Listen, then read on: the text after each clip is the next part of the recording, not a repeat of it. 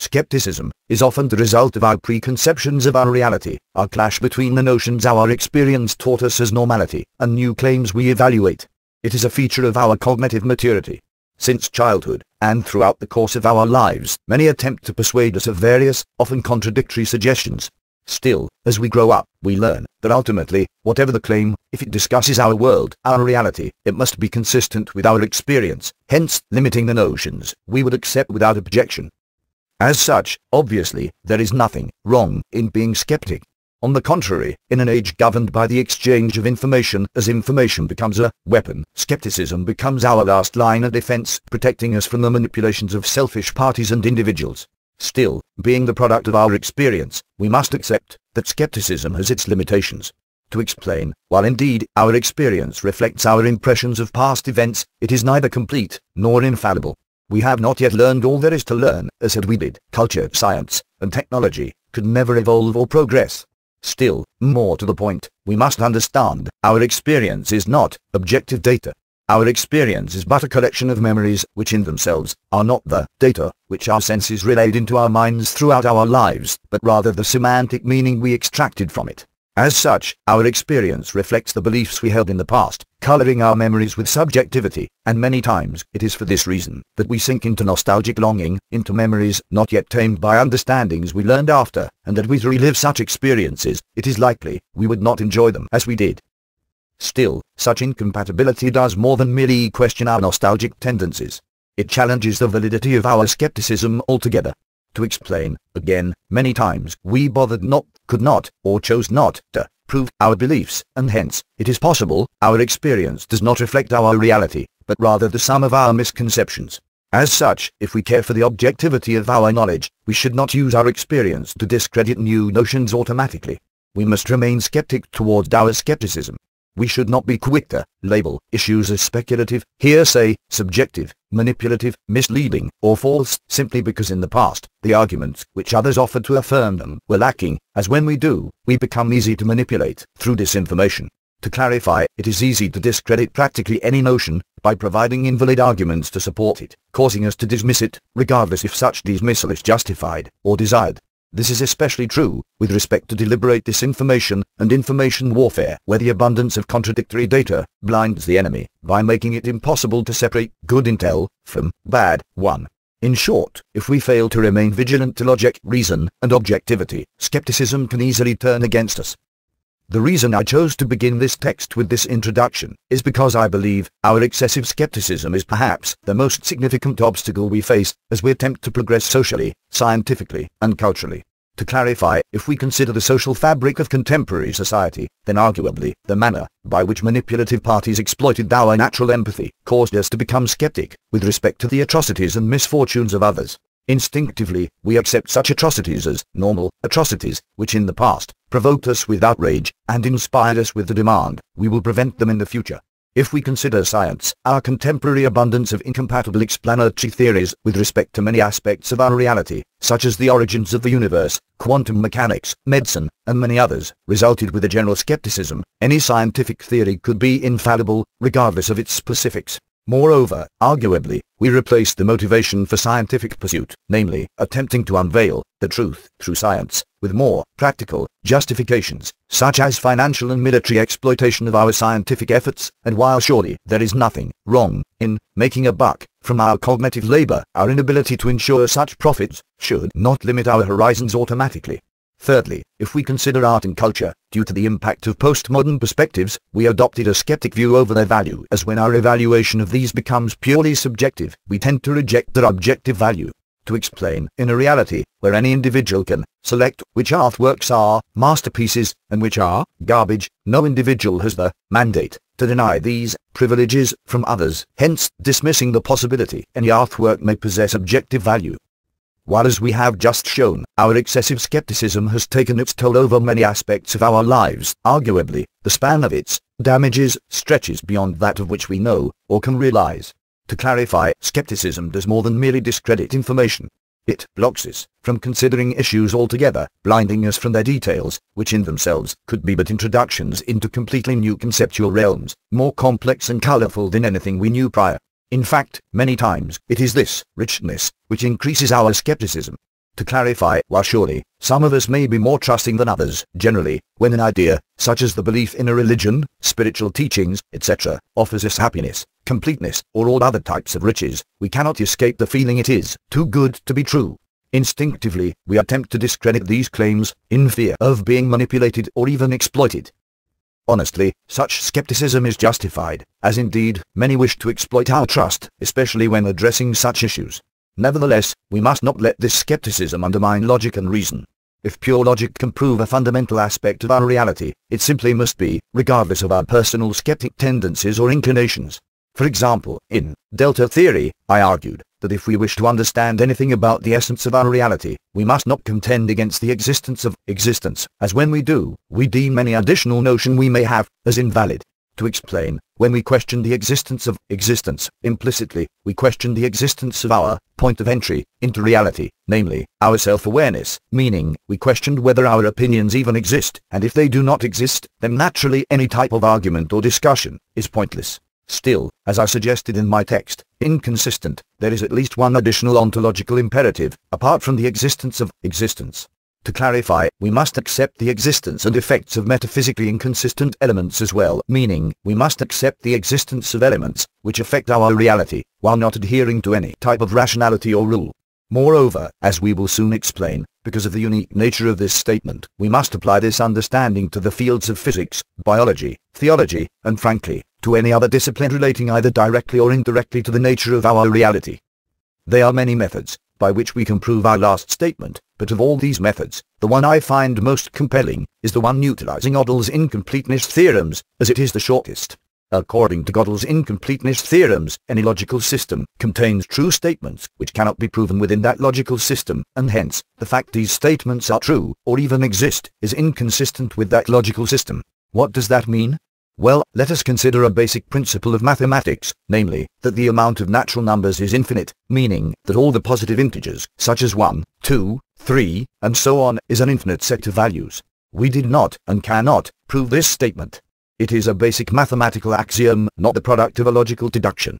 Moreover, being limited in the time we have to exist, we simply do not have enough time to verify the existence of an infinite amount of different natural numbers, and supposing our enumeration exceeds the amount of innumerable elements we will ever encounter in our lives, be it particles, or collections of particles, then arguably, some natural number are bound to be too big to ever consider.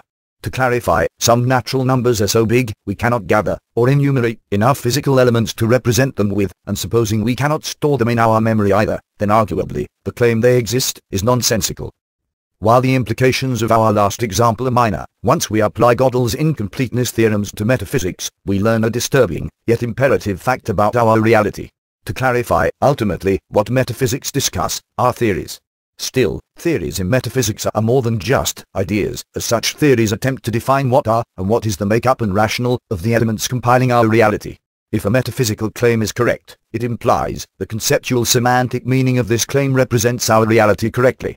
Therefore, we can assume that even though we do not know what it is or what it asserts at any given time, there must be at least one metaphysical theory which both represents our reality correctly, and whose explanatory span is not lesser than that of any other metaphysical theory. The question now becomes, is this theory a logical system? To explain, it is possible, the fullest explanation for the fundamentals of our reality incorporates arguments which contradict one another. For example, if we consider the metaphysical theory, which Western monotheism reflects, it claims the existence of a good, omniscient, and omnipotent God and our free will, according to which, this God judges our moral virtue.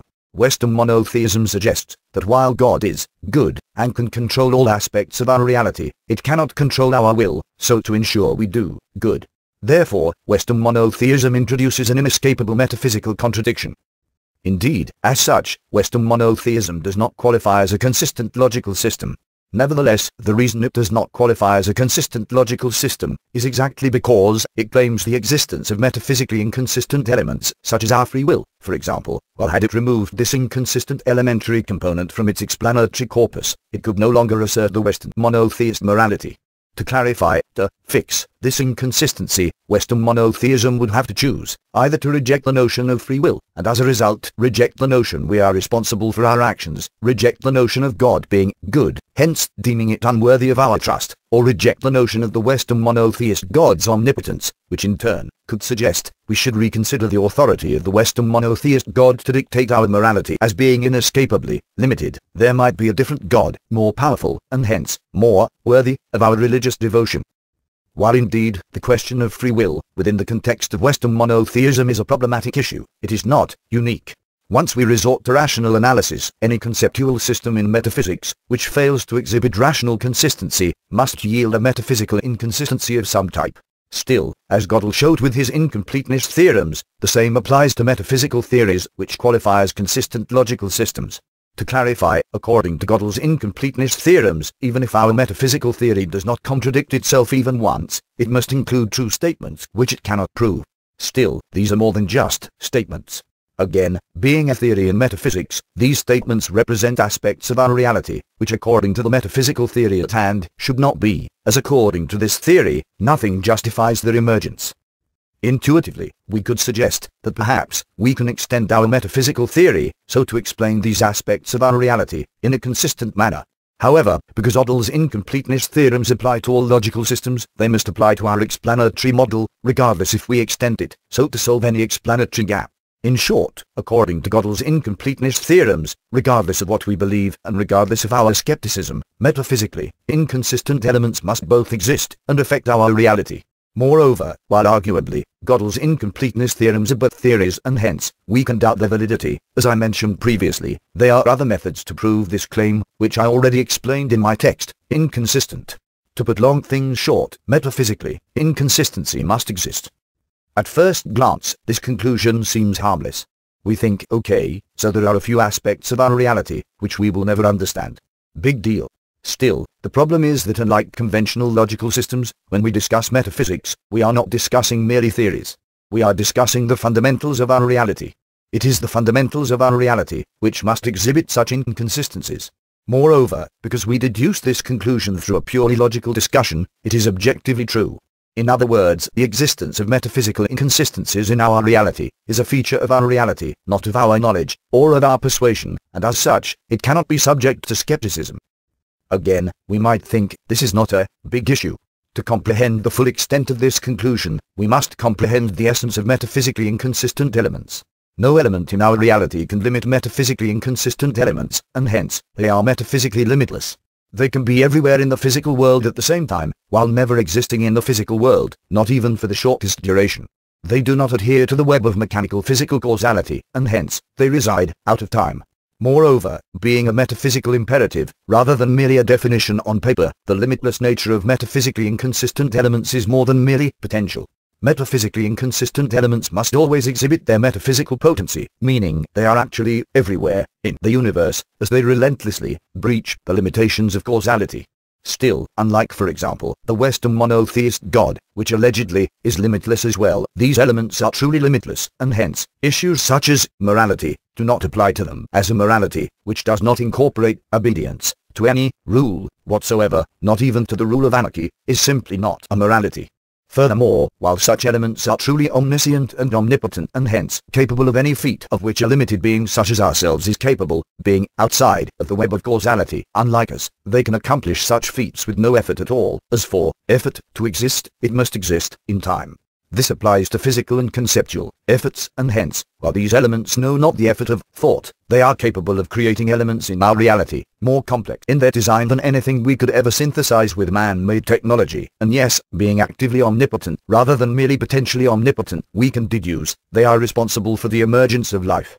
To explain, even if an entity or element in our reality was to cause the emergence of life, being within our universe, this entity or element would be merely carrying out the orders which metaphysically inconsistent elements issued.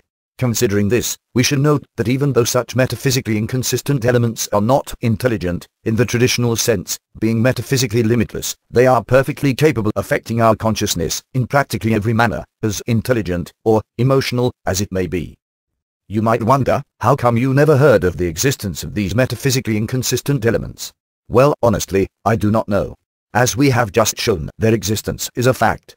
They are real as you and me. Moreover, for all intended purposes, these metaphysically inconsistent elements are equivalent to gods, and for these reasons, inconsistent, I chose to name these elements the real gods. Indeed, not being intelligent, in the traditional sense, or imposing us with a morality, such inconsistent elements do not satisfy our traditional concepts of gods. Nevertheless, metaphysically, this does not make them any lesser. On the contrary, it makes them even more omnipotent, so omnipotent that unlike traditional omnipotent gods, their omnipotence does not suggest any inconsistency within the understandable aspects of our reality, and if you require clarifications with respect to this statement, I suggest you revisit my text, Inconsistent. As inconsistent suggests the existence of the real gods is a fundamental aspect of our reality.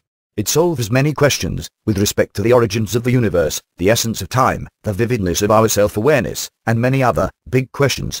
Moreover, unless we question the fundamental aspects of our reality, rarely does the existence of the real gods change much, with respect to our understanding of everyday life. To explain, the real gods were, are, and will be, always, there. They will not listen to us in our hour of need, and they will not prevent our happiness, but again, they are not passive observers. Quite simply, they are too big to comprehend. Nevertheless, when addressing the fundamental aspects of our reality, such as the origins of the universe, matter, our consciousness, etc., leaving the existence of the real gods out of the picture, is simply wrong. It is the same as making a surprise birthday party and not inviting the guest of honor. It is irresponsible, misleading, and a cause for concern, especially when coming from experts in the field, as it suggests their arguments are fundamentally invalid.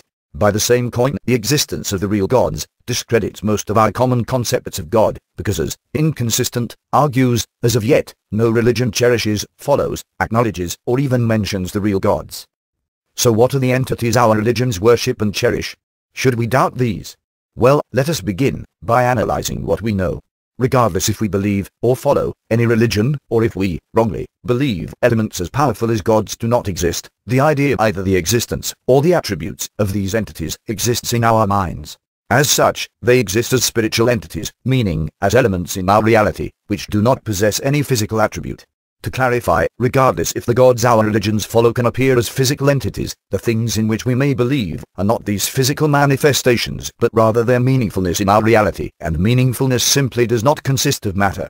The conceptual, or alternatively, spiritual, existence of all the gods we can ever think of is a fact, which we cannot refute. As to refute this fact, we must know what it is we refute, and by knowing what it is we refute, we prove their spiritual, or alternatively, abstract, existence in our minds. Therefore, if there is room for skepticism, it can only question the relation between these spiritual elements and entities, and physical reality. To clarify, again, being spiritual, it comes without saying, the gods in which we believe, affect our conceptual, or alternatively, spiritual, existence. There is no point being skeptic about such effects. If we dream we meet God, or angels, being only in a dream, it is perfectly normal. From our experience, we know that while our dreams can be very weird, as long as they are just dreams, there is no point arguing against their strangeness. It is only once we claim our dreams affect the physical world inexplicably that there is room for our skepticism. Still, even such skepticism may be unjustified. For example, if we consider popular religions, it is a fact that many historic events occurred due to religious reasons, such as the Crusades, for example. While surely, we can question whether the leaders responsible for such historic events were motivated by religious reasons, still, those they led followed them for religious reasons, and hence, we can claim the spiritual, or alternatively, conceptual, elements in which these people believed changed the physical world dramatically. Still, obviously, this argument cannot shake our skepticism, as the fact religious and spiritual concepts changed human history is not in question. Our skepticism is toward the validity of the information we have with respect to the conceptual, or alternatively, spiritual, principles and the deities which religions follow. At first glance, it appears there is no solution to this problem.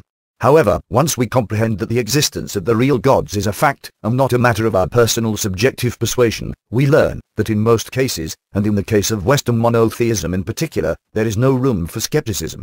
As far as Western monotheism is concerned, the answer is no. But why? Well, the problem is the Western monotheist God's omnipotence.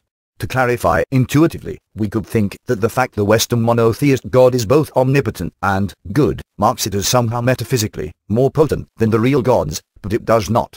To clarify, the Western monotheist God is limited to doing good and to establishing divine justice, while the real gods are both immanently real and know no such limitations. As such, whatever divine justice the Western monotheist God promises, it is prone to be disrupted by the real gods. In short, even in theory, as a spiritual, conceptual, or abstract entity, the Western monotheist God is not omnipotent, and hence, skepticism is simply not required.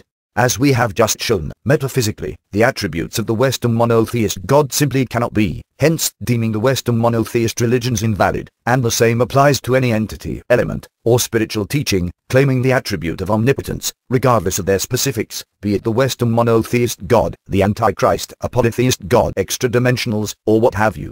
Omnipotence is a quality, reserved only to the real gods.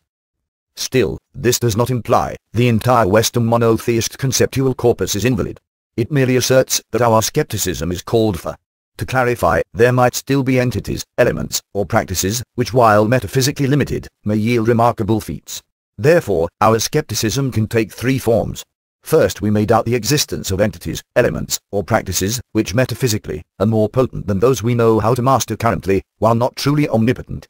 Secondly, we can question specific cases of these metaphysical capabilities, such as telepathy, faith healing, telekinesis, teleportation, time travel, etc. Last, we can question whether these metaphysical capabilities justify our devotion. To clarify, ultimately, whatever metaphysical capabilities these entities, elements, or practices harness, the real gods govern them as well, and hence, ultimately, such entities, elements, or practices cannot take credit for their alleged superior metaphysical potency, any more than a book can take credit away from its author. Therefore, we should rightfully ask, why should we worship the slaves, rather than their masters? Why not worship the real gods? Intuitively, we could think this is a legitimate question, but the truth is, it is simply not a question. To clarify, allegorically, by existing, we already worship the real gods. The real gods select our actions, whether such selections reflecting our acts of free will, our undesirable behaviors, or even in our thoughts. There is simply nothing in our reality which the real gods do not affect. Moreover, being both unintelligent, in the traditional sense, and timeless, there is nothing we can do in the present to please the real gods, other than to simply exist. In short, the real gods, which according to Inconsistent are the true creators of our reality, are at the same time both the only elements in our reality truly worthy of our worship, and the only type of gods which does not require our attention. Still, worship and religious devotion are not the only manners by which we can interact with metaphysical superiority. If there are entities, elements, or practices in our reality, which can, for example, cure our diseases, or make us feel joy and happiness if we follow their teachings intuitively, following their teachings is no different from utilizing any technology. Therefore, the question becomes, are there such entities, elements, or practices? Well, again, we should analyze the possibilities. If we are discussing superior mechanical technology, its origins do not really matter. While new technologies can be intimidating, and often for a good reason, such as for example, in the case of nuclear technologies, with enough reasoning, we can find relatively good methods to utilize them. Therefore, skepticism should not play a significant factor, any more than it plays in any other discussion, with respect to new technologies. Just as with new technologies, some claims for metaphysical superiority may be but manipulative hoaxes, while others may be the real McCoy, and it is only through experimentation and application of such technologies that we can determine which is which. Similarly, we have little problem accepting the possibility that through spiritual practices, such as meditation, yoga, or religious communion, we can achieve some type of psychological serenity. Nevertheless, often, we remain skeptic towards such teachings. We sense there might be a deception involved. To clarify, many times, such practices attempt to go beyond psychology, beyond the neurological capabilities of our brain to soothe our biological body, as they suggest the feasibility of an alleged connection we can establish with elements somewhat external to our consciousness, such as Mother Earth, the universe, and ultimately, God. In other words, our problem is not with new technologies or exotic psychological treatment methods. Our problem is accepting the feasibility of capabilities which exceed the ones contemporary science offers, capabilities where we do not know if or exactly why they should work, and to which we usually refer as magic. The notion of magic is the real cause for our skepticism, and for a good reason. Still, to prevent our skepticism from backfiring, we should remember our previous conclusions. First, we must remember that the existence of the real gods is irrefutable. There must be physical and spiritual events transpiring in our reality, without any causative explanation, meaning events which no prior condition predetermines, regardless if we are discussing physical or psychological preconditions. This fact precedes any other fact about our reality, including the possibility of magic. To clarify, while the notion of magic contends that there are methods to manipulate our reality beyond the limits that psychology and physical determinism impose, it does not suggest such manipulations are beyond control. While possibly not all of us can inflict them, and potentially biological makeup plays a factor when determining the magical potency of a being, theoretically a being can control magic so to serve its interests. In contrast, metaphysical inconsistencies obey no law, physical, spiritual, or magical, and therefore the fact we can spot possible metaphysical inconsistencies in our reality does not prove anything with respect to magic. Secondly, again, we should remember, magic is not physical technology. It does not matter how grand, remarkable, or microscopic a technological gizmo may be, or what metaphysical capabilities it grants us. If it merely utilizes the laws of physics, it is not magical, and our lack of understanding, with respect to its design and architecture, is irrelevant. Similarly, it does not matter how satisfying a spiritual practice may be. If it does not require a true connection with elements somewhat external to our consciousness, it is still psychology, biology, or neurology. No. Magic is different from the real gods, mechanical technology, psychology, biology, and neurology by the fact it claims a merger between the world external to our consciousness and the spiritual world, a two-way metaphysical bridge between our internal mental worlds, such as the worlds appearing in our thoughts, dreams, and hallucinations, and the laws governing the worlds external to our consciousness, such as the laws of physics, for example. Therefore, the only issue where skepticism is called for is the essence of this metaphysical bridge.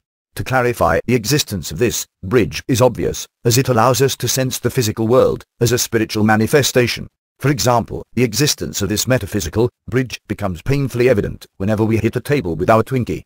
While the table does not enter our brain, its existence and its painful consequences on our body become painfully real, as these convert into spiritual elements in our minds. This fact is common knowledge, and hence, being skeptic about it is unnecessary. Additionally, we should note that any effect our consciousness may have on elements we cannot feel, either through our senses or somehow spiritually, are irrelevant to our existence, and hence, discussing the existence of such effects is futile. No. It is only once we reverse the direction of this metaphysical bridge that our skepticism rises, meaning the ability to inflict physical changes with our minds and the ability of spiritual elements, external to our consciousness, to affect our psyche without the assistance of our physical senses. Still, even such refinement is not enough. To explain, our thoughts and concepts can surely manipulate the physical world. In fact, it is this capability which allowed us to develop our technology, culture, and our social environment, and again, there is no point being skeptic about this fact. Still, these types of manipulations obey the restrictions the physical world imposes, as described in the universal laws of physics. To explain, such manipulations are limited to the changes we can inflict on our reality, using our biological bodies. Similarly, we have little problem accepting new conceptual, or alternatively, spiritual, elements enter our consciousness, as it is through such insertions that we are inspired by new ideas. As long as we can retrace the logical, or emotional, path, according to which we learned our new ideas, it is not magic, but rather intelligence and ingenuity. Still, magic contends to be more potent. Magic contends our thoughts, our conceptual world, can inflict physical changes, while not using the capabilities of our biological body. Alternatively, magic contends that the concepts entering our minds are more than merely the product of our thoughts and experience. Magic suggests we can achieve new understandings through spiritual links with external intelligent, spiritual entities providing us with knowledge we should not possess, such as prophecies, telepathy, remote viewing, and the likes. This is it. These serve as the core of our skepticism. Can we alter the physical world using only our minds? Can we extend our knowledge beyond our understandings? While we can hurry to attempt to answer these questions, first we should note it does not really matter. To explain, we are not physical entities. Our biological bodies may be physical, but our existence as consciousnesses is spiritual, and hence, to change our reality, we need not bother with the external world much, as inevitably, it is our internal mental worlds that matter to us, suggesting we could perfect it, without resorting to magic, religion, or even technology. Alternatively, with enough wisdom, we can attain all we wish to attain, without the spiritual assistance of magical beings, regardless if they offer us their help. Still, as we all know, our biological body makes it hard for us to forget our link with the external world, through sensations of pain, and there is no point denying this. Without food, we will feel hunger, we will feel pain, and there is no point in forcing such discomforts on ourselves. Furthermore, many times our understandings are insufficient, such as when attempting to comprehend the reason why an unfortunate event transpired to us, and it is only natural we attempt to ease our confusion with whatever means available to us, rational, technological, or magical, as they may be. In fact, it is this curiosity which allowed our culture and technology to evolve and progress, and hence, arguably, we would be wrong not to pursue such understandings. Secondly, we should note that these questions unify practically all the metaphysical perspectives of which we are told today. If we consider religions, as we mentioned previously, no religion follows the real gods, as such following is both unnecessary and nonsensical. Still, religions discuss more than mere mechanical causality or psychology. Religions tell us what we should do with our lives, how our thoughts and motivations change reality outside the scope of our consciousness. Moreover, many religions contend that the knowledge they inherit to us transcended from external intelligent, spiritual entities. For example, in Western monotheism, God, a non-physical, hence, spiritual, deity, tells us, if we do good, we will be rewarded, and that if we sin, we will be punished. Still, when doing a deed, we do not know who will benefit, or suffer, from our actions. For example, we could help an old lady cross the street, only to time her unfortunate accident with a speeding bus a minute after. Considering this, we understand that for religious morality, the results of our deeds are irrelevant. It is the intentions motivating our deeds that matter.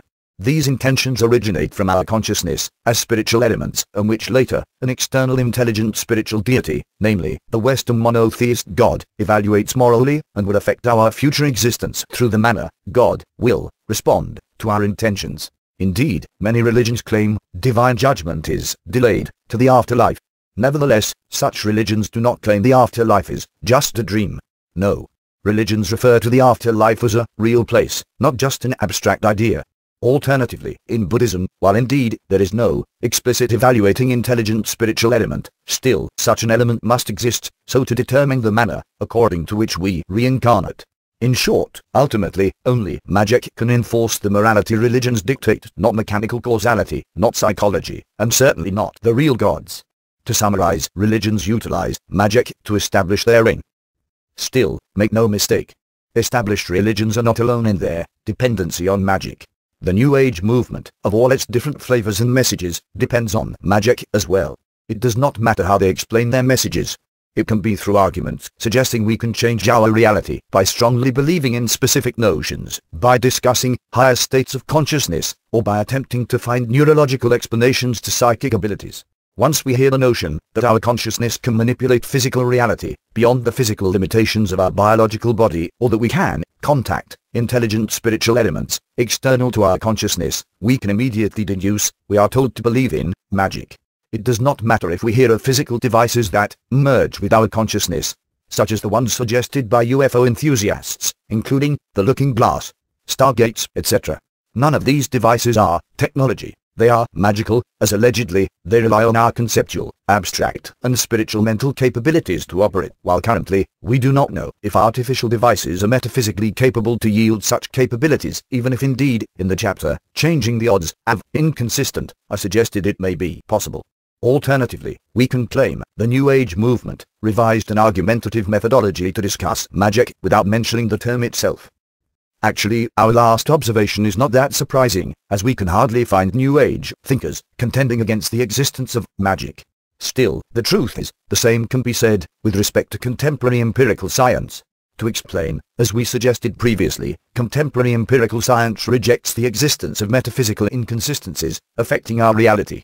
For some reason, unintentionally, scientists, which are well versed in logic and analytic thinking, refuse to cross the logical deduction path, proving the existence of the real gods. While many, if not most, scientists are religious and hence accept the existence of God, they accept the existence of the gods popular religions endorse, which as we just explained, are magical beings rather than the real gods. Still, even without believing in magical divinities, the very act of offering an explanation for our reality, while excluding the real gods from it, attests to an implicit relation with magic. To clarify, contemporary science propagates the hidden notion we can explore and unveil the metaphysical essence of our reality in its entirety, using our minds.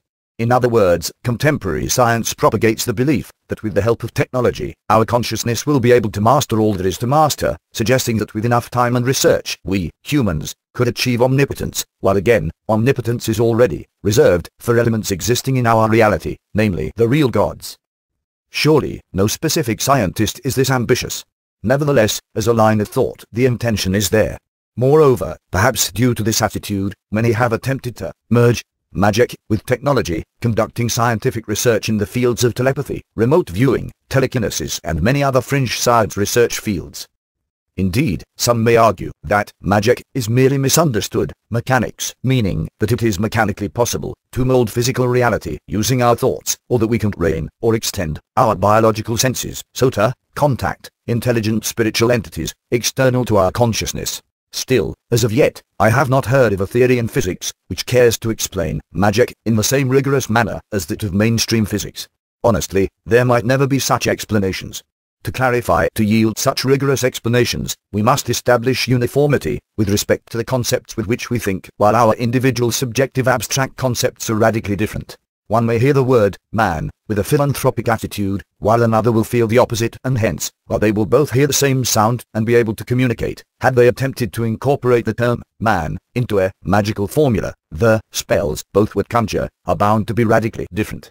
For the same reason, it is quite possible that even if we were to extend our senses so to sense intelligent spiritual entities external to our consciousness, we would not comprehend them, as their conceptual world would be too alien to ours. Quite possibly, it is this subjectivity which causes us to be skeptic toward magic.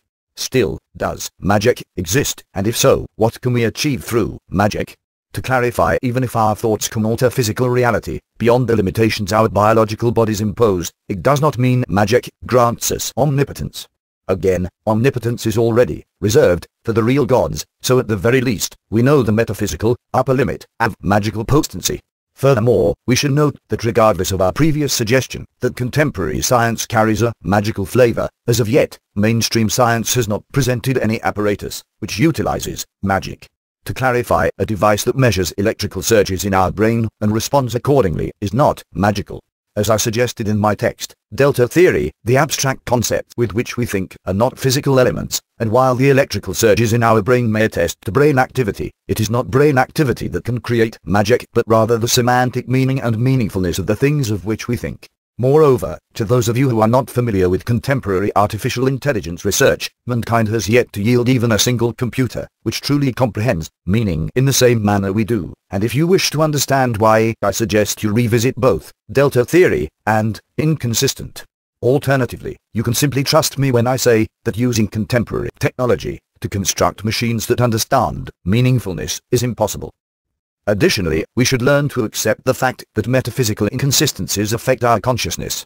Moreover, the manner these affect our consciousness carries the same omnipotent flavor which the real gods exhibit everywhere, and hence, such metaphysical inconsistencies are perfectly capable to extend our knowledge beyond our understandings. Still, as we mentioned before, the real gods are not intelligent in the traditional sense. Moreover, being metaphysically inconsistent, they are not merely spiritual, but rather both, and neither spiritual and physical.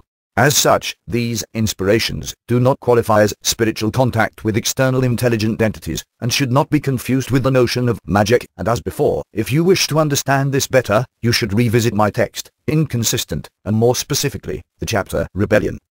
Still, does magic exist? Well, it is hard to say.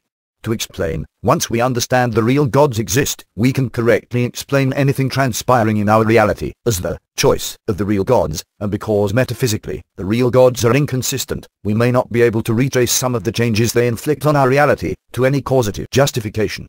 As such, the real gods leave explanatory gaps in our reality, which manipulative parties may be happy to harness as false assertions for their alleged magical potency. In fact, we can claim that this is exactly what Western monotheism has done in the Book of Genesis, coupling the capability to yield fundamental metaphysical inconsistencies, namely, creating a world out of nothing, with the Western monotheist morality, and actually, most other religions have suggested similar couplings. Moreover, as Inconsistent suggests in the chapter Angels, arguably, we can even find plausible explanations why the real gods allowed these conceptual exploitations. In short, to answer this question, we need more than hearsay. To know if magic exists, we must see magic in action. To clarify, we need to be able to witness a magician changing physical reality, aided only with the power of the mind, in a premeditated, preplanned manner. Alternatively, we need to experience telepathy, remote viewing, or be able to know the future through a magical practice we can repeat at will. Still, even witnessing, or experiencing, such capabilities, may not be enough. How will we know we witnessed magic and not technology? How will we know the magician does not hide a mechanical apparatus behind his cape, deceiving us to believe it is magic? How could we determine whether we read another's mind and not fell victim to a well-crafted hoax? Should we be so gullible to believe such nonsense? Actually, the same could be said with respect to the more contemporary type of magic which I had the pleasure of witnessing, and I am referring to UFOs.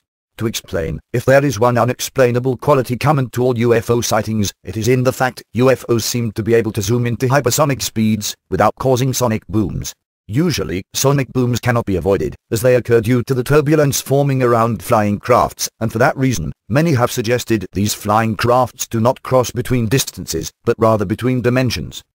As I explained in the text, 2012, From Fears to Camelot, such a suggestion is absurd. Later, in the text, the Nephilim spirits hypotheses are suggested a more metaphysically viable option, namely, that UFOs do not come from higher dimensions, but rather, that UFOs exhibit insertions of spiritual elements, originating from our consciousness, or better said, the dimension of consciousness, into the physical world, or into the impression it leaves in our consciousness. Still, is that the only option? Of course not. Just as UFOs may utilize yet unknown extraterrestrial technology, they may just as well reflect an innovation in man-made aviation. Alternatively, it is possible that for some reason, someone decided to create them using optical illusions of some type. In short, first-hand experience proves nothing, as even I, after witnessing UFOs with my very eyes, cannot help but remain skeptic with respect to what I saw and the reason for its appearance.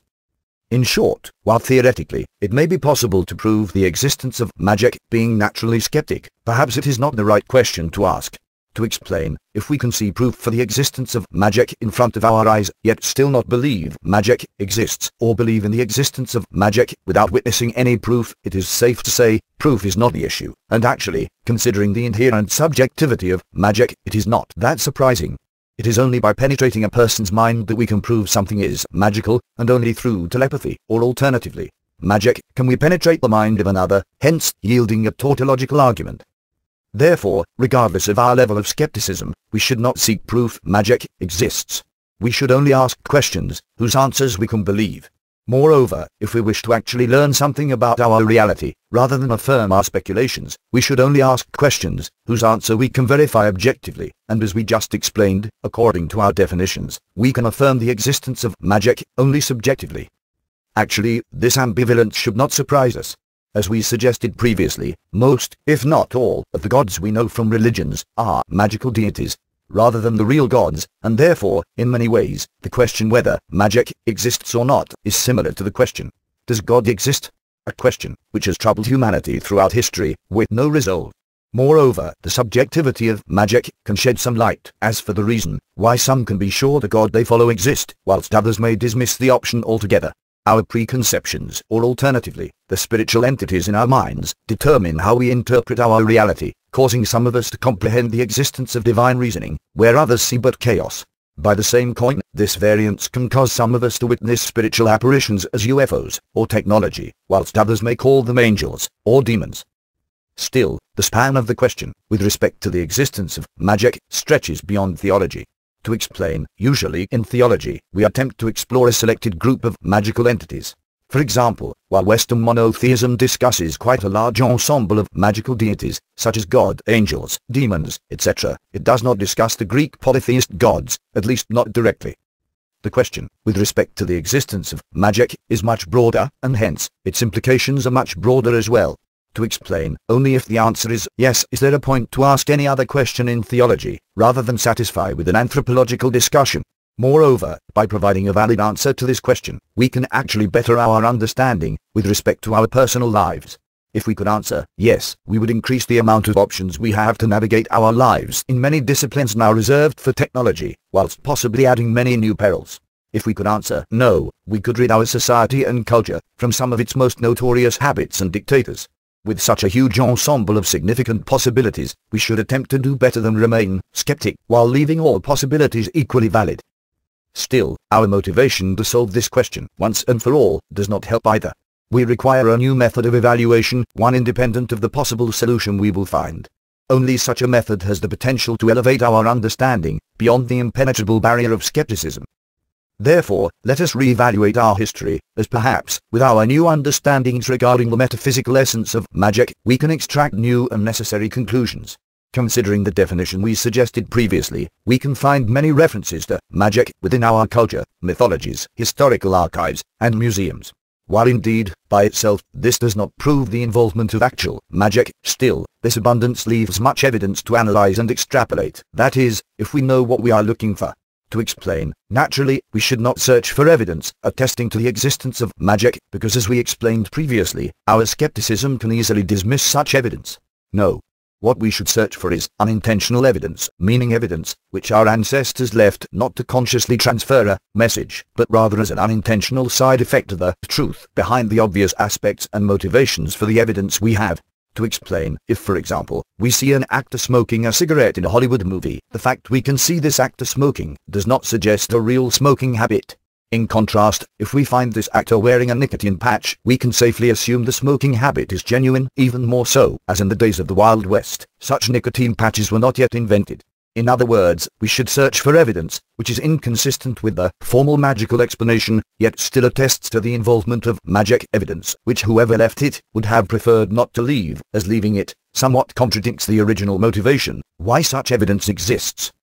Still, again, first we should refine our understanding, with respect to what it is exactly we seek. In the text, The Nephilim Spirits Hypothesis, I suggested one metaphysical explanation for magic, through what I refer to as abnormal spirits manipulations.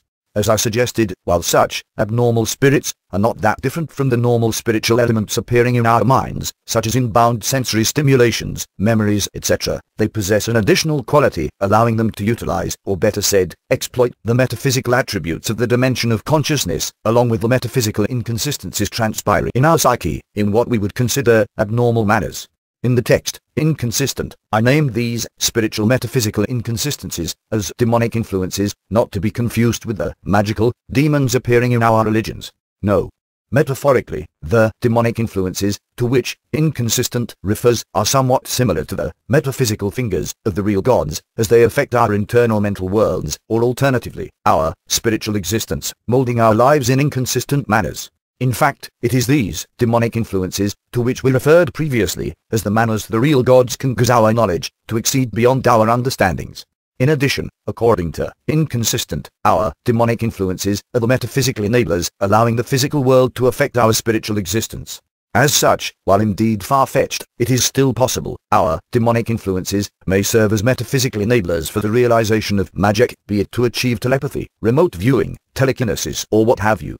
Still, as we know from our experience, abilities such as telepathy are not normal, regardless of the possible evolutionary benefits they promise, suggesting evolutionary progression along the path of magical capabilities brings more harm than good, and hence, natural selection did not favor our magical evolution, even if such evolution was possible.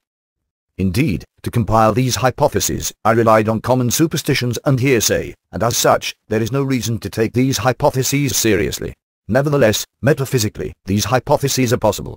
Moreover, as of yet, they provide the only explanation for magic which relies on a consistent metaphysical foundation, and hence, while surely speculative, when selecting a theoretical basis, according to which we should analyze magic, to the best of my knowledge, it is our best choice. In addition, because these hypotheses rely on the metaphysical foundation both delta theory and inconsistent suggest, it is very much alien to the metaphysical foundation religions offer, and hence, these hypotheses provide us with a relatively non-biased and objective perspective. To explain, these hypotheses do not attempt to provide us with magical teachings, and do not support any religion or pre-existing school of thought, and as such, they provide a much-needed objectivity in a conceptual realm governed by subjectivity. Naturally, being this, alien, to religious and magical teachings, we would be surprised to find our metaphysical foundation echoing in historical records of magical practices. Therefore, the more we will find our historical records of magical practices assert these hypotheses, the more we will have reason to accept that the reason for this is quite simply because it really does attest to the existence or essence of magic, even if its historical conjurers were unaware of the true metaphysical essence of their actions. Indeed, this method of analysis can hardly satisfy the scientific standards for empirical proof, and should not be taken too seriously. Nevertheless, considering our previous conclusion, that potentially, we could never prove the existence or inexistence of magic, and considering the necessity and significance of answering this question, arguably, it serves as a reasonable solution. Still, again, it is not proof and does not qualify as justification for radical practical applications, for or against the practice or abolishment of magic. Moreover, again, we should remember that as we concluded previously, magic is inherently subjective, and hence, we simply cannot prove it exists.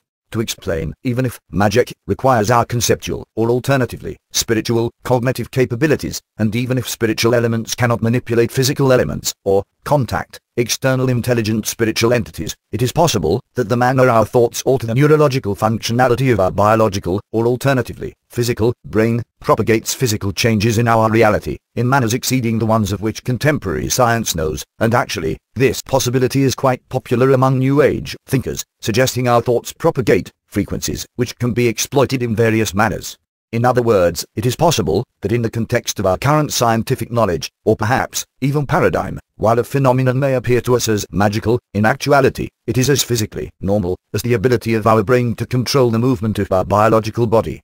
To clarify, while the last statement does not suggest the semantic meaning of our abstract, or alternatively, spiritual, concepts exists physically, it is possible each such concept leaves a unique, physical footprint, which through activities usually associated with magic, can be exploited to achieve goals we cannot achieve otherwise.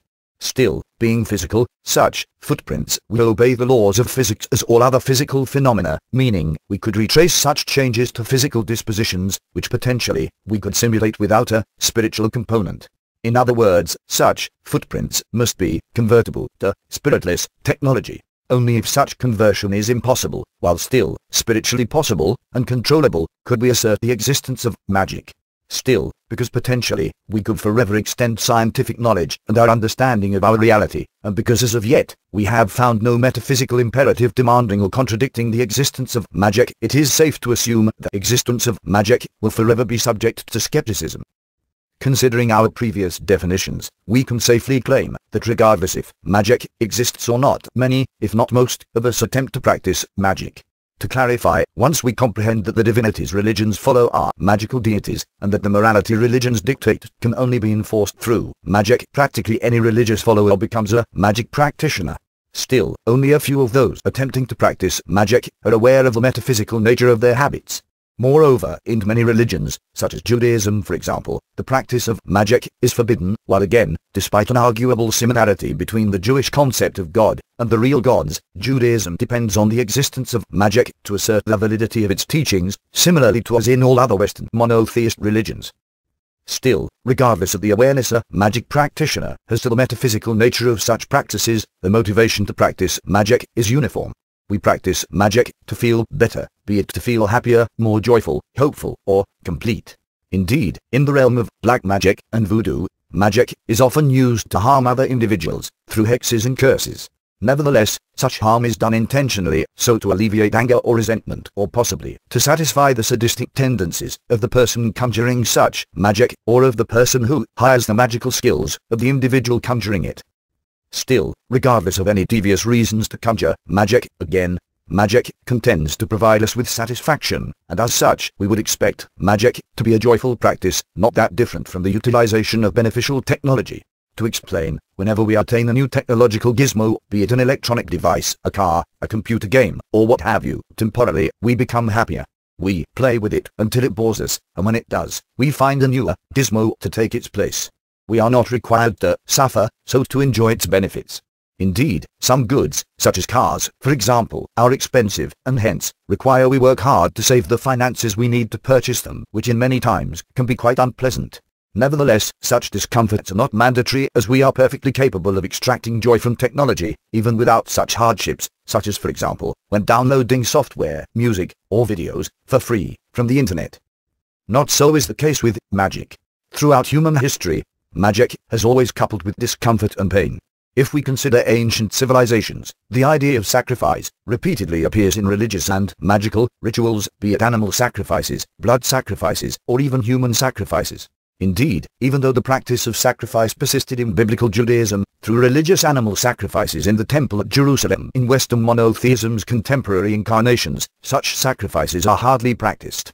Nevertheless, the evolution of Western monotheism did not cause it to decouple from pain and discomfort, but rather, to change its format. Instead of causing pain in a straightforward manner, Western monotheism as well as many Far Eastern religions, promotes asceticism, which while surely not as painful as being burned alive on an altar, it is still quite annoying, if not utterly frustrating. For example, over the course of its history, the manner Western monotheism dealt with homosexuality resulted with a collection of mental sores and disorders due to sexual repression. Indeed, Western monotheism has its opposition, such as Satanism, paganism, and black magic, and hence, we could have expected, these would wish to decouple themselves from pain, in an attempt to win the hearts of new religious followers. However, when it comes to pain and discomfort, there is no opposition whatsoever. On the contrary, in Satanism for example, the requirement for pain is heightened, to the extent it results with rape, blunt humiliations, and even a return to the old practice of human sacrifice. While indeed, this review of magic is short and limited, and perhaps some incarnations of magic are less painful than the ones we mentioned, arguably, the reason we did not mention them is quite simply because they are marginal, and hence, such magic is prone to be less potent or relevant. Considering this, we should ask ourselves, how come? How come so many people accept this pain on themselves, so to gain a reward, whose very existence is questionable? Well, the most common answer to this question, coming from skeptic perspectives, is that through this suffering, we convince ourselves of the meaningfulness of the magic in question, hence strengthening our faith that such magic exists, even without proof.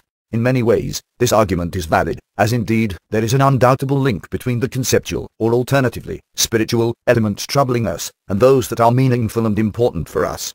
Another argument, common to skeptic perspectives, is that through such suffering, the religious and spiritual teachers endorsing the magic in question strike fear in our hearts, and which as a result, make us reluctant to question their authority.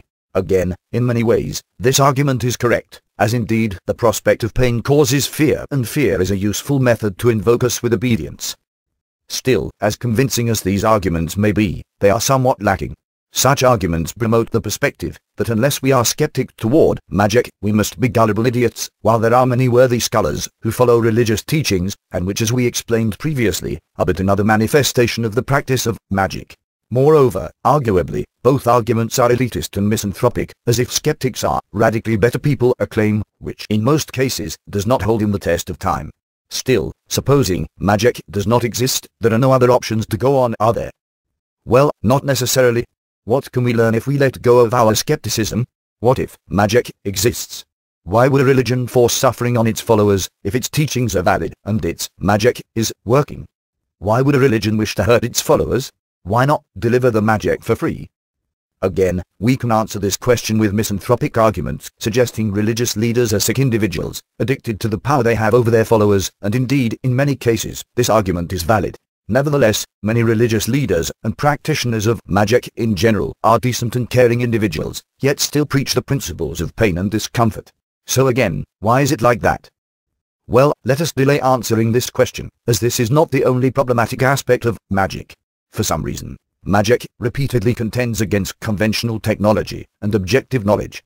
Unlike scientific, cultural, and technological pursuit, the knowledge required to perform magic is based on ancient texts which hardly suit our rapidly changing lifestyles. For example, in the Jewish tradition, which again, as we explained previously, depends on magic for its moral enforcement, religious followers are not allowed to turn lights on or off during rest days, such as Sabbath, for example, as this action is associated with lighting up a fire, which according to Judaism, is considered work. One cannot help but wonder, why on earth would any person be so stupid not to comprehend the easiness by which electric lights are triggered? While obviously, we can claim this is but another method by which power-mongering religious leaders attain their egocentric kick, still, we must remember others must later follow these religious teachings, individuals, not any less cognitively capable than you or me. Why should religious leaders risk their following by setting up idiotic religious rules? What do they have to gain by doing so? Moreover, by keeping a society technologically outdated, such societies risk being overrun by more technologically, scientifically, and culturally advanced civilizations. So again, why take such risks? What is it that religions have to lose by adapting to scientific, technological, or cultural progress? To clarify, as we explained previously, religions rely on magic, and magic relies on our spiritual existence, while apart from cultural progress, the progress we discussed previously does not even contend to question spirituality. It simply avoids the issue altogether. Therefore, again, what do magic practitioners have to lose?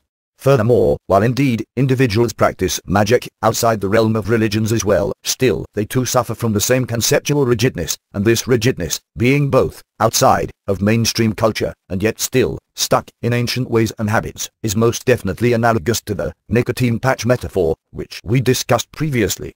Considering this, we should note the same applies to the ancient aliens narrative, suggesting what we now consider as magical events were but utilization of misunderstood extraterrestrial technology. Why on earth should we assume the UFOs seen today use the same technology witnessed thousands of years ago? Should we not expect our alleged extraterrestrial ancestors to learn a few new tricks since those ancient times? And why do contenders of the ancient aliens narrative repeatedly link with spiritual teachings? Why consent to such questionable assertions? As we explained before, we cannot answer these questions with certainty. Nevertheless, considering our previous conclusions, when analyzed according to the metaphysical foundation we selected previously, we can provide a reasonable, yet unsettling explanation to these nicotine patches. Let us begin with the coupling of magic with pain and discomfort. What is pain? What is its metaphysical essence? Is there something in the metaphysical essence of pain which could be useful when conjuring magic? Well, apparently, yes. When we feel pain, be it traumatic physical pain, psychological pain, extreme unfulfilled desire, or even boredom, metaphysically, something truly unexplainable happens. Somehow, within our internal mental world, which exists independently from the external physical world, appears a sensation, which we do not want to sense, and which is not of our doing. It is our biological, or alternatively, physical, body which inserts this spiritual entity into our consciousness. Still, unlike sensory data, such as our sense of sight, to which we can remain indifferent, pain forces its meaningfulness on our psyche. In fact, as Inconsistent argues, it is this feature of our consciousness which marks it as metaphysically incompatible with any type of consistent apparatuses, such as contemporary computers, for example. To clarify, pain breaches the metaphysical independence between the physical world and our internal mental worlds. Extreme pain can easily snap us out of dreams, or alternatively, out of spiritual worlds, which have no physical manifestation. As such, it is possible pain can be exploited for the purpose of conjuring magic. To explain, supposing pain yields temporal metaphysical inconsistencies, during the time pain is inflicted, the attributes of metaphysical inconsistencies may become tangible to our spiritual existence. If so, it suggests that through pain, for a short time, we may possess the metaphysical capabilities of the real gods, such as being in several places at the same time, overriding the laws of physics, creating matter out of nothing, and the likes, and theoretically, the collection of these capabilities, once put to desired purpose, can provide us with magic. To clarify, supposing we manage to harness the metaphysical potency of metaphysical inconsistencies, so to realize our conceptual, or alternatively, spiritual, desires, we need no longer satisfy the laws of physics or causality, as metaphysical inconsistencies require no precondition, so to realize any post-condition. Nevertheless, again, to achieve this metaphysical capability, we require metaphysical inconsistencies to be both present and at our disposal, while according to Inconsistent, the only metaphysical inconsistency we can inflict at will is that of pain, which, as Delta theory argues, is a fundamental metaphysical feature of our consciousness, preceding, as well as compiling, our sense of pleasure, our motivations, our wills, and our desires. To explain, while indeed it seems strange why the real gods, which as we mentioned previously, are so reluctant to obey any rule, would allow us to exploit their metaphysical potency, still, as Inconsistent argues, there is a reason why the real gods would want to provide access to these, as through such access, they can increase the manners by which they can manipulate our reality, hence increasing their metaphysical potency. Moreover, being omnipotent, the real gods can easily revoke such access if it negates their interests. While again, this hypothesis may seem outrageously insane, still, metaphysically, it is possible, and more importantly, it is a metaphysically consistent possibility. To explain, this hypothesis does not suggest any metaphysical inconsistencies in our reality, other than those which are self-evident, namely, the existence of pain and the real gods. Still, obviously, it is not enough. To clarify, we all feel pain during our lives, and it definitely does not make us godlike, omnipotent, or anything of the sort. If anything, it makes us miserable and bitter. No. Obviously, the pain of one person is not potent enough to yield magic. Still, possibly, the pains of many are. Yes, I know what you are thinking, and I agree. This hypothesis sounds absurdly hysterical and far-fetched. Nevertheless, again, metaphysically, it is possible.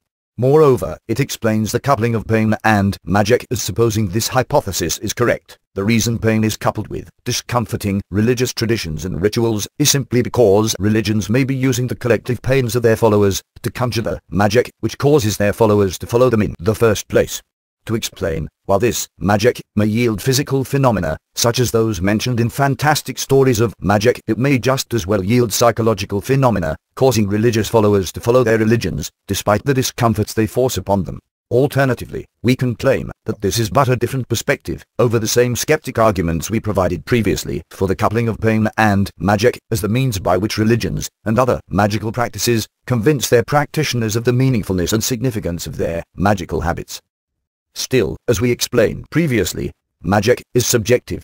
This feature of magic imposes a problem when attempting to harness the metaphysical capabilities granted by the sufferings of many individuals. To clarify, for magic to exist, it must link specific subjective conceptual, or alternatively, spiritual, elements, with relevant physical changes, or between several consciousnesses. Therefore, if we feel pain, or alternatively, when we introduce an abundance of metaphysical inconsistencies into our psyche, while our conceptual, or alternatively, spiritual, makeup is too incompatible with that of the magician attempting to harness our pains, it might deem such pains useless. In other words, it is possible that to conjure magic, not only must many individuals feel pain, but they must share the same conceptual, or alternatively, spiritual, understandings as well. Alternatively, using skeptic jargon, to become a religion, we must believe our shared existential discomforts occur due to our shared enemy, be it another nation, the forces of evil, demons, or what have you. Considering this, it is possible that this is the real motivation for the common religious and magical, conceptual stagnation.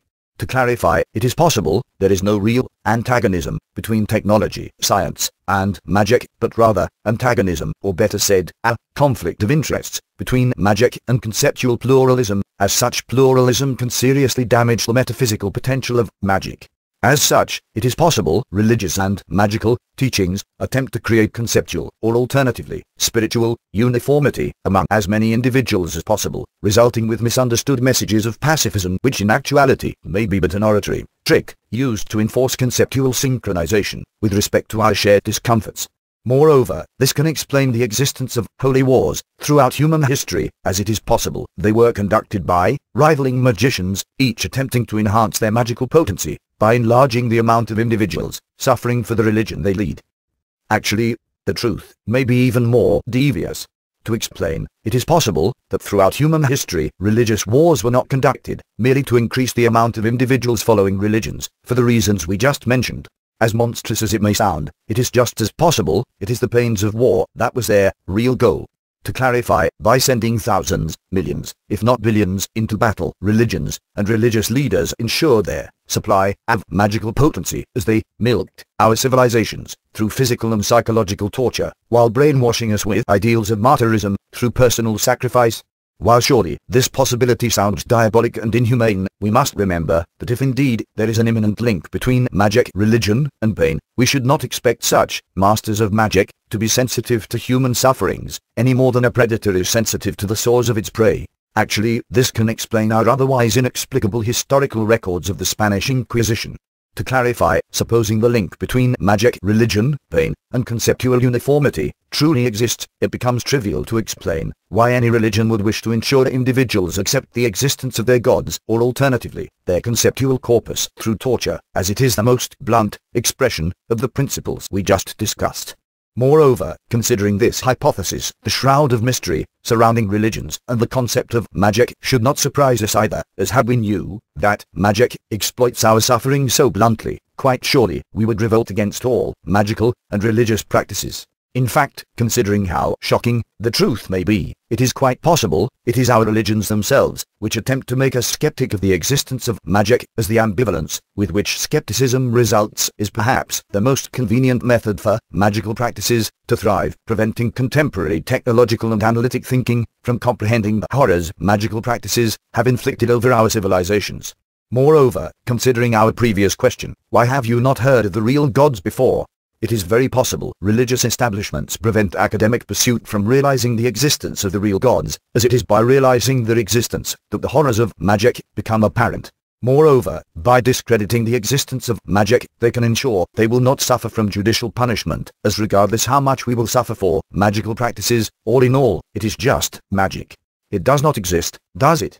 Actually, this possibility is plausible, even if magic does not exist, because as we explained before, the existence of the real gods discredits all the notions of gods, which contemporary religions endorse, hence, somewhat discredits the right of these religions to exist. Indeed, this hypothesis sounds too devious and evil to be true, and I should confess, my acquaintance with religious individuals taught me that for the most, religious individuals are decent and kind. Nevertheless, it is possible, this is but a partial aspect of religions and magic, knowledge reserved for those at their highest ranks, and hence, it is very much possible that in the lower ranks, religious leaders and magical practitioners are completely oblivious to the metaphysical nature of their practices, just as in any pyramid social structure. Furthermore, as before, if we wish it, we can remove the magical context of this hypothesis, and it will remain viable, as it expresses the obvious, meaning that for a religion to thrive as a cultural and social source of power, many must follow it, and for a religion to keep its integrity, many must follow similar practices, regardless if this following does not help our selfish interests. We are social creatures, and as such, sacrifice of the few can make us stronger as a society. Still, supposing our hypothesis with respect to the metaphysical existence and essence of magic is true, the sad thing is, these conclusions apply to all types of magic, be it well-established religions, paganism, New Age cults, extra-dimensional grey visitors, fairy tales, unicorns, or what have you. To explain, according to the hypothesis we provided, they are all equally interested in our pain and discomfort. While they promise us love, this love is not that different from the love bears have to fish. They view us as batteries, empowering their magical potency, not that different from the manner the Hollywood movie, The Matrix, depicted it. These are all methods of deception, of which no magical party is innocent. Christianity tells us it is fighting demons, fighting the devil. Skeptics think it is a load of bullocks, but it is possible, such skeptics are wrong. To explain, Christianity may indeed fight against rivaling magical forces, to which we usually refer as demons, or the devil, and these magical forces may indeed wish to hurt us, but if so, then so does Christianity.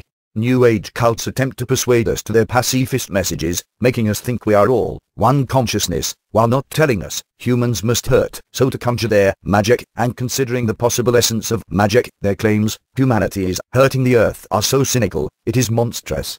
They tell of our extra-dimensional intergalactic friends, watching over us, while hiding the real reason for their emergence. To explain, historical records show that UFOs, as well as spiritual beings referred to as angels, have repeatedly appeared wherever there was war and suffering, yet for some reason, we do not seem to connect the dots, and understand, it is our suffering that attracts them, as according to the text, the Nephilim spirits hypothesis, they are all magical. In fact, it may be possible, atheism and science may be pulling the same trick, because as we suggested previously, by denying the existence of the real gods, they create quasi-magical perspectives, whose exploiters are hard to determine, and quite possibly, it is no other than the infamous Illuminati, of which we are told, wish society to become oppressive and without conceptual, or alternatively, spiritual, freedom. I wonder why. In short, supposing our hypothesis with respect to the essence of magic is correct, there is no room for skepticism. Magic is no good. Either it does not exist, and then all the arguments supporting its practice are invalid, or it exists, but in that case, things are even worse, as it is nothing less than the realization of the horror movie. It is quite literally hell on earth. It is a self-destructive practice, inflicting suffering on our lives, and while surely we all wish for magic to make us happy, or to make our wishes come true, the truth is we are best to avoid it, in whatever format it takes, just as our biological evolution might have learned the hard way. Indeed, just as the controlled use of narcotics can bring color to our lives, controlled use of magic can add additional flavors to our reality. Nevertheless, it is addicting. Moreover, due to the link we suggested between magic and pain, magic is prone to be more compelling to sadistic individuals, and hence, it is no wonder magical practices are more common to Satanist cults, so outspokenly sadistic. Indeed, spiritual teachings have made many individuals feel better, and as such, may provide us with useful understandings. Still, if we cannot detach these from their magical component, it is very much possible they merely lure us into a sadistic, self-destructive practice, and if you require proof for this possibility, simply review the amount of times such practices resulted with abuse and mass suicide. Naturally, I do not expect you to take this advice seriously, as either you would think accepting the existence of magic is idiotic, or you would not agree on our premises, namely, the claim the gods of our religions are not omnipotent, but rather magical, and that the metaphysical connection between pain and magic is inherent. While honestly, I do not care if we disagree. Still, if you are among the latter, and you dislike the pain and suffering of others, and I truly wish you are, I suggest you challenge it. Understand the metaphysical foundation which, delta theory, inconsistent, and the Nephilim spirits hypothesis suggest, and find what makes you believe they are false. Suggest a metaphysically consistent alternative to the infliction of pain, for the willing preplanned insertion and effects of metaphysical inconsistencies, one that would require neither pain, pleasure, desire, conceptual uniformity, or any other issue we mentioned. Alternatively, provide an alternate consistent metaphysical foundation, one at least as rigorously explained as the one, delta theory, inconsistent, and the Nephilim spirits hypothesis suggest. To clarify, the understandings, which writing this text left in me, are quite literally sickening, and for my own peace of mind, I would be more than happy to prove them wrong, but somehow, I believe you would decline the challenge. Still, what will remain, once we remove magic from our lives? What will keep us going? Is it not magic that makes life worth living? Well, it may have been in the past, but there are alternatives. As we mentioned previously, we have the real gods, which undoubtedly can color our lives more vividly than any magic. As inconsistent, suggested, by mastering our ability to demon cast, we can become dragons, but to understand what that means, and I can assure you, you have no idea what that means, I suggest you revisit inconsistent, and learn the manners we can exploit metaphysical inconsistencies, not to change our reality through magic, but rather, by getting our hands dirty, and with hard labor enrich our reality with the marvels of artistic creation, and human ingenuity. Learn of the real technologies waiting around the corner for us to discover, allowing us to master the metaphysical essence of life, rather than our consciousness, so to reach technological abilities beyond our wildest dreams that require neither magic or pain. There is so much more for us to discover, other than remain oppressed by magical forces. Seriously, we simply have no clue. No. The question is not what we will do without magic. The question is, are you real enough to handle it? Are you real enough to handle the real gods?